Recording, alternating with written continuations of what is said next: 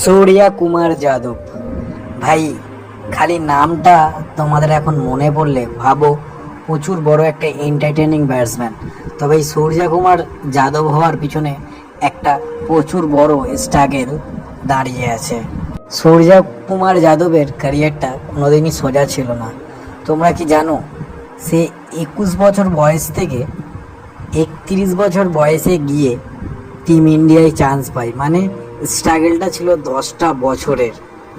আজ সে হতে পারে দুনিয়ার 1 নম্বর টি-20 ব্যাটসম্যান, তবে তার পিছনের স্ট্রাগলটা কম ছিল না।